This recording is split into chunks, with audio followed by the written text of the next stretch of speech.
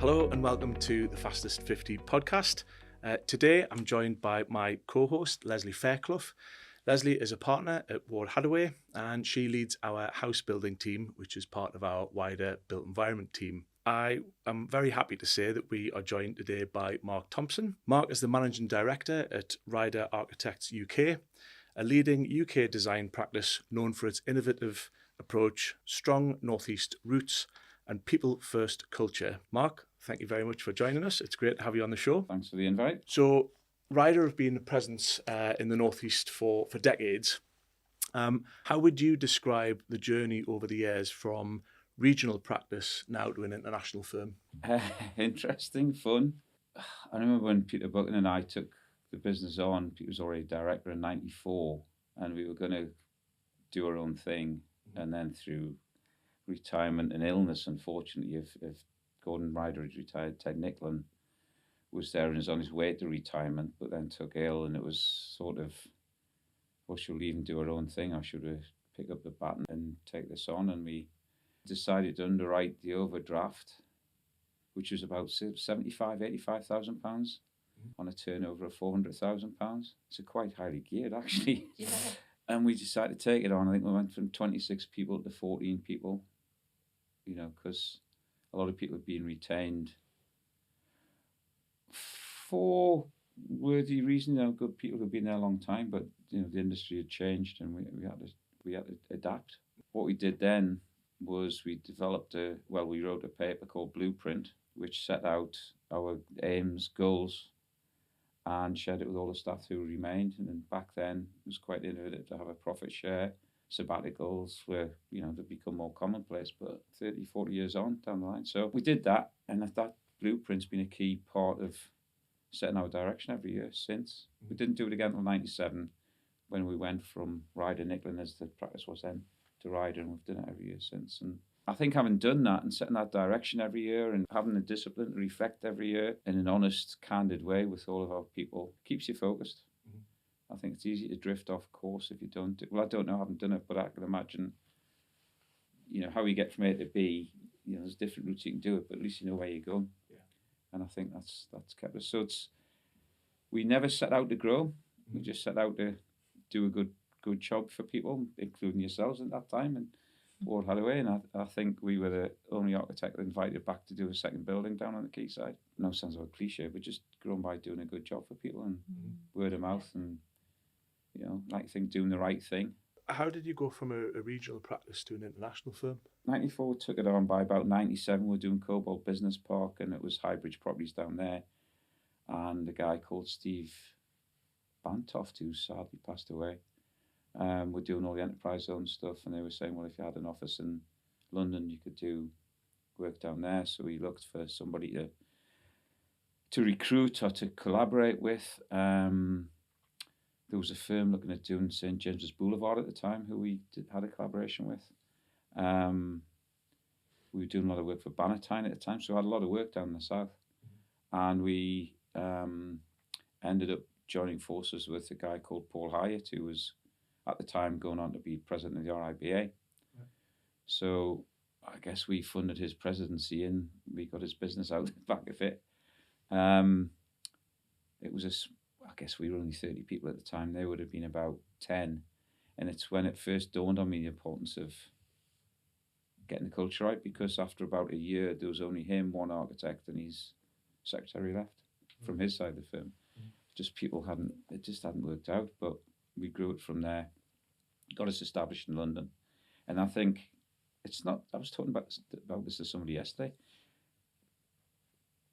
Back then, if you weren't in London, you couldn't do anything anywhere else in the country. But if you were, people from around the country would go to London for what they needed, but they probably wouldn't go to Manchester or Newcastle from vice versa and so on. And I guess you've witnessed the same thing with your growth of your firm. And I think regionalism, if that's the right term, has changed a lot over the past few years. And I remember trying to pretend we weren't from Newcastle in the London market, and we had a very well-established London business, to now we openly say we are a Newcastle firm. Yeah. I'm very proud to say that. Yeah. And I actually think we don't sometimes get the credit we deserve because we're not in London. Right. But I'm not bothered about that anymore. If the clients like what we do, then that's what's important. And how people enjoy working, and we can attract people, then what other people think doesn't really matter. And the quality of your scheme says it all, doesn't it? You know, so many fantastic flagship schemes. Yeah. So I went from London, and then we had the opportunity. Well, it was in 2010, the financial crisis. Everybody was so. It was before we realised it was a global crisis, I guess. But we wanted to be more resilient, and we had the opportunity to do some work in Hong Kong as a collaboration. And off the back of that, we ended up with a guy actually from Gosforth moving to Hong Kong and running the team out there. And then another guy from Gosforth I met, who I knew, but I met when I was in Vancouver visiting my daughter. And it was an opportune meeting with him just to catch up and have a coffee, and he was doing a business plan. He was leaving the firm he was in, and he asked me to have a look at his business plan, and one thing led to another. We ended up funding that venture, and so we've got two guys from Gosforth running offices at either side of the map, as we usually look at it, from west to east. Great. So, I mean, you referred to when you took over, and I think you joined Ryder in the late 1980s. What do you remember most vividly about the sort of early days, but also what keeps you excited about business today? God, in the early days, coming from the shipyards, which was multidiscipline, because essentially one firm built the ship and they had all the experts there, to the construction industry, where Ryder was unique in having engineers in-house, such as how I got a job there, is how backward the industry was. Right. And I think, obviously I understand it more now, but it's still so siloed. Every silo or every interaction with a different company is a risk. Legal perspective, wherever there's an interface, whether that's between companies or building materials, there's a potential risk there. And I was bemused at how it was so complicated. But I guess that's part of how I did all right, because we implemented CAD and lots of other systems for running what's now called design management, because we were unique as a multidisciplinary firm. And so, what about now? What keeps you excited about business today, or does it? No, I'm still excited. I wouldn't be here if I wasn't excited. I just think there's still huge opportunity. There's always huge opportunity. I hope if the economy starts to stabilise, then I think there's going to be a hell of a lot of exciting projects coming forward. We've just had to go ahead on a job that's been on hold for a year. Huge project in London. We've got a growing portfolio in the sports sector, including colleagues just had a call with the High Commissioner for Jamaica for their national stadium, which is brilliant. Yeah. Site inspection required, perhaps. Well, yeah. I think there's somebody else will beat me on the flight of that. There you go. Best you can get through. Every 4 years we run a leadership program for people who aspire to progress in leadership roles, and just doing some interviews today. We've got 2 external people helping us with that, and just the enthusiasm and excitement for those people in their mid-30s and a bit later, but just their ambition that's very exciting. Yeah, definitely. They can see where they want to head, and I think in terms of having the business, it's having the environment and the structure, framework, support, whatever you can do to let people or encourage people and give them the freedom within certain guardrails, I guess, to fulfill their potential. So obviously, Mark, the firm has grown massively under your esteemed leadership, and the most recent big event being the transition to an employee ownership trust, which received, great acclaim across the business community here in the Northeast. Can I just ask you what drove that decision, and how has it changed the business dynamic at all on a day-to-day basis? Well, first of all, thank you for crediting me with everything, but there's quite a few other people alongside me over the years. There was a lot of people knocking on the door wanting to, do you want to merge, one of this? This has been going on for a couple of years. And a couple of years ago, it came to the situation where,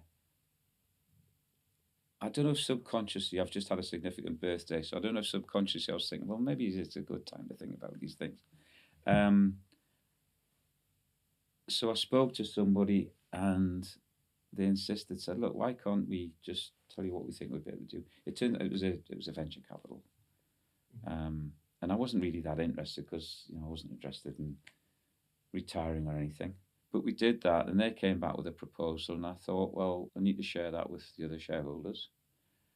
But I thought, well, how do we do this? And then we commissioned a shareholder strategy where UNW looked at lots of different options for us, presented them to the shareholders in the November, just last year actually. So that started in September, presented to the shareholders in November, and really it was the younger shareholders. I think we made the cut off 50-ish. That we said, right, I want this group had cohorts, they all, by age really, which is a bit of a difficult conversation to have the first time around. But if these guys didn't buy into it, then it was no good for anybody. So they went off and looked at the different options and MBOs and all the rest of it. There was other organisations interested in buying, the trade sale type thing.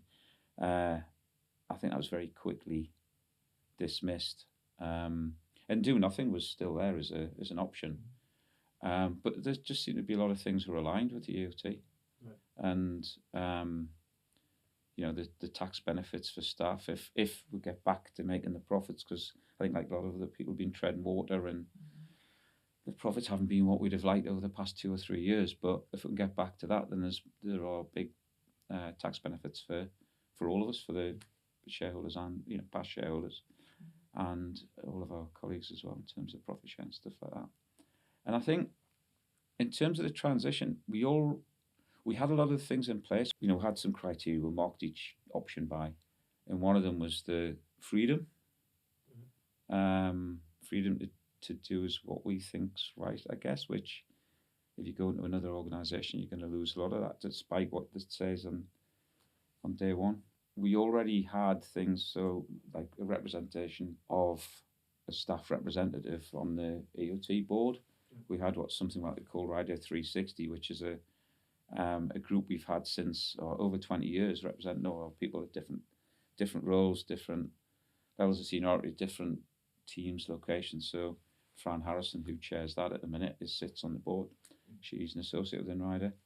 And then we had somebody, Dave McMahon, join that board, who is representing the non-shareholding part of the leadership team, and myself. So you probably know in the EOT you can't have more than 50% on the EOT board of selling shareholders. We've only got 20%, which is me. And then we've got external directors as well, non-exec directors on there as well. And day to day, it hasn't really changed much, although yesterday something cropped up where I said, well, we should inform the EOT board about that. So we've always had that discipline, going back to Blueprint, we've always had that discipline doing that business plan. Now it's a bit more formal, that we'll present it and get the approval of the EOT board, and then let you get on with it as long as you don't deviate. So things can change, obviously, in business. Opportunities come along. If something comes along that we want to do that isn't within the confines of the financial model within the business plan, then we can go there and say, look, we think this is what we want to do. And their remit is their focus is on looking after the best interests of all our people. Yeah.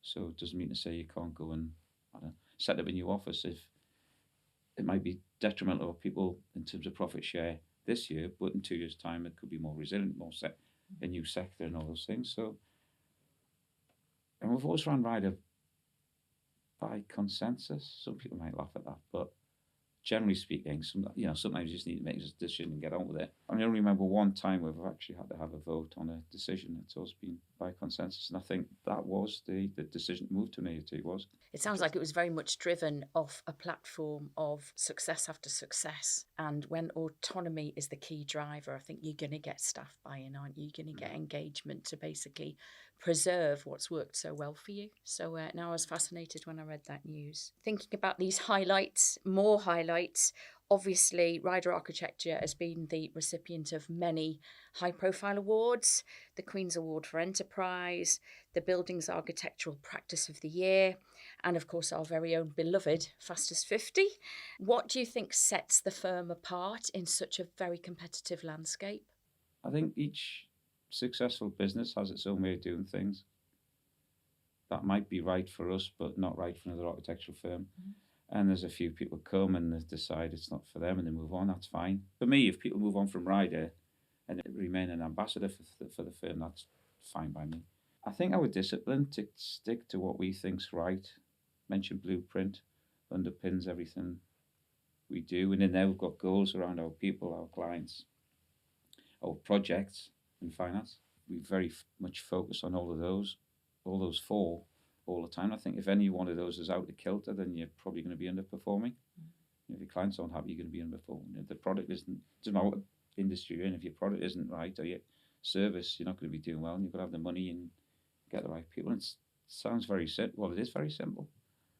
I think too often you see businesses either chasing the money or dropping their guard in terms of people. I think being candid with the right people, it can take 6 months to recruit somebody in 6 minutes to know if they're the wrong person. It's taking action if you do make that mistake. I think we've been relentless in the investment in our people, and I see what other firms do in our sector, and we won an award for the leading business in the year for investment in our people a couple of years ago.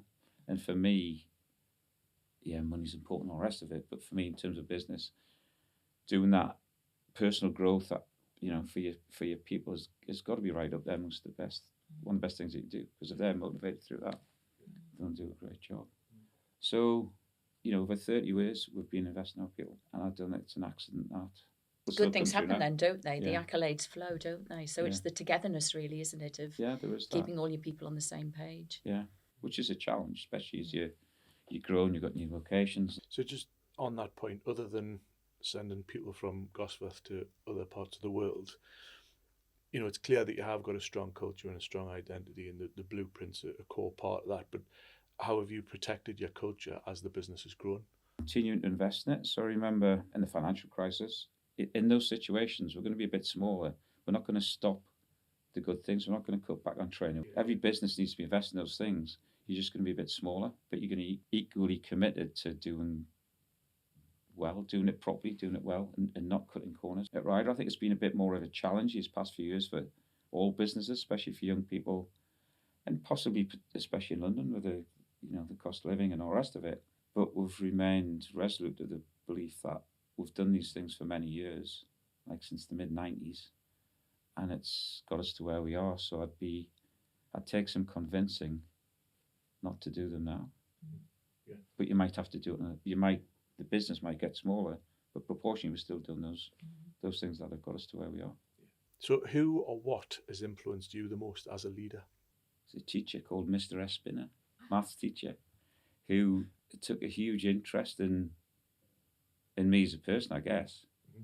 So I was in the second top set for maths, and we had it double maths just before lunch on a Monday. And he always used to start off with, how do you get on at rugby at the weekend? Or my mate, how do you get on at football?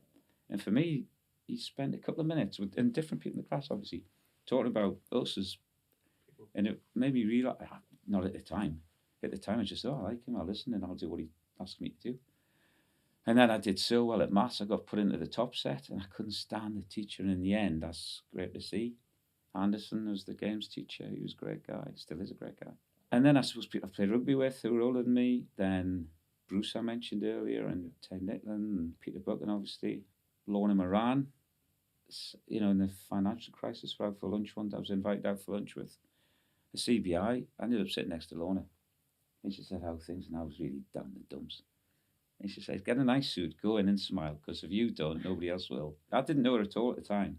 It was just lovely for somebody who'd already become established in her business and the rest of it, to take time out to say that, I felt was great. And there's lots of others, I suppose, along the way. My wife's a teacher, and it's remarkable how many times when we're out and about, the next people sees her and they're wildly excited to see her, and they'll tell a similar sort of story about how she's influenced them and raised their level of aspiration and stuff. So it's interesting that you use that example. So I've heard you use, and then I've subsequently stolen, the phrase regionalist, and you've used it today, and I've heard you use it before. The question that I've got here is about what it means to you, and how does the Northeast compete nationally and globally. And you've kind of touched on some of that, but I am very interested to hear what your thoughts are on this particular region and what we need to do, because you mentioned the sort of investment before, and if we can get the economy going, like, what do we need to be doing in the northeast? Because I'm across all of our offices, and I spend a lot of time in Manchester, and we've just opened in Birmingham. They're big markets with lots of opportunity, and you see the scale of things that's going on, particularly in Manchester. So we're just keen to get your views on that.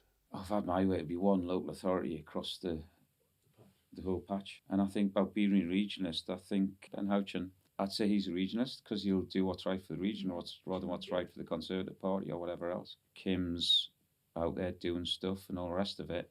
I just think, as a region, we seem to be held back by the parochialism.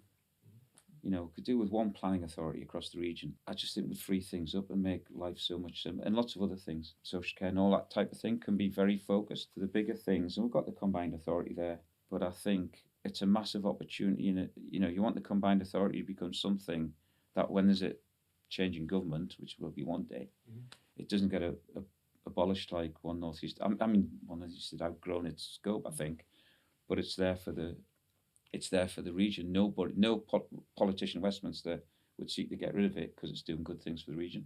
With everything that's going on in the world and reform and all the rest of it at the minute, I think politicians are becoming very entrenched and understand because they want to get voted back in. I think they're chasing the vote rather than the longer term. There's no way the Chancellor wouldn't have put up tax if it was a business, income tax. Just, you've inherited something, change your mind. There's nothing wrong if you send a manifesto.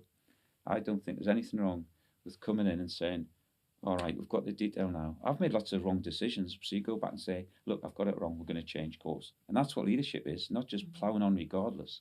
People would have forgotten about it and that by now. They'd done it a year ago. I was going to ask Mark, if you could give one piece of advice to the new generation of business leaders in our region, what would it be? Be a regionalist.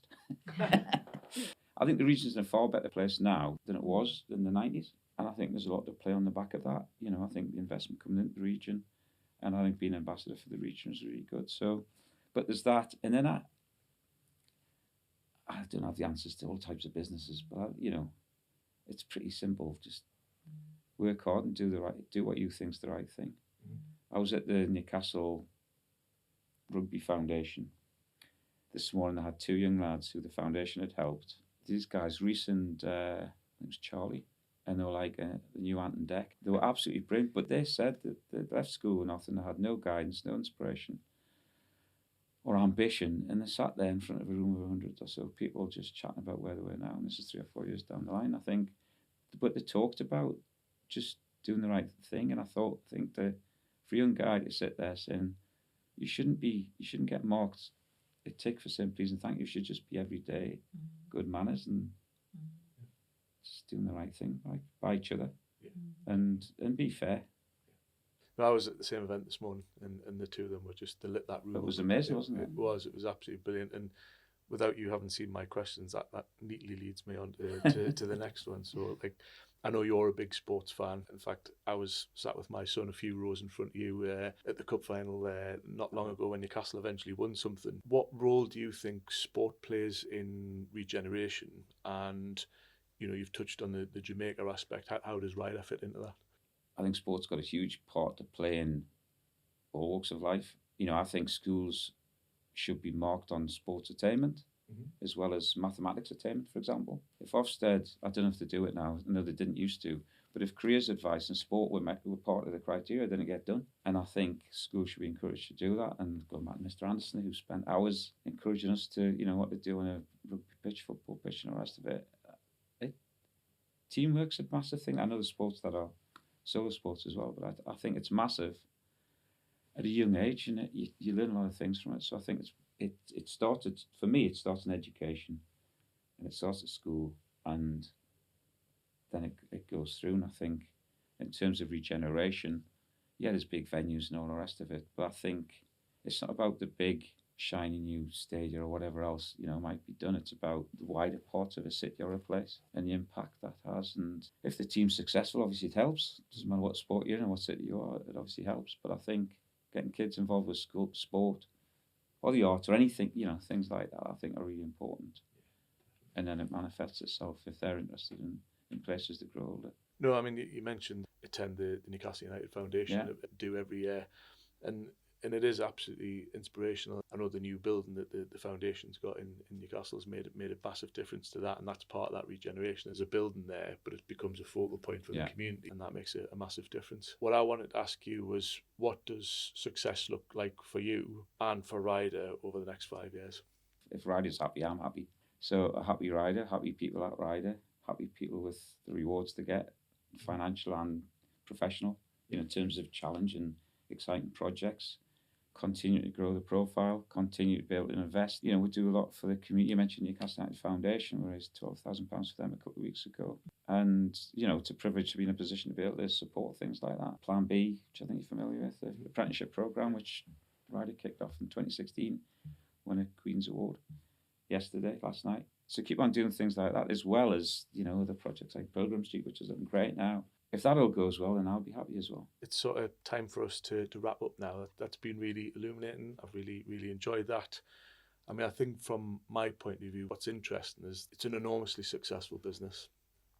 It's been in our Fastest 50. It's won, numerous other awards, including one last night, obviously. But it doesn't feel like there's ever been like a grand plan to be the most profitable, the biggest. It feels very much like your business has been successful by the blueprint, the focus on the people, leadership in the difficult times, being very much a part of the community that you're operating in terms of the sort of stuff with the foundations and the charities and stuff. So I just think it's a great business. I really enjoy having worked with you and some of your colleagues, particularly over the last few years. And I think it's excellent to have a business like yours in the region, and hopefully we'll see you in Fastest 50 again in the next few years. Thank you very much. Thanks very much. Thank you. It's been a pleasure.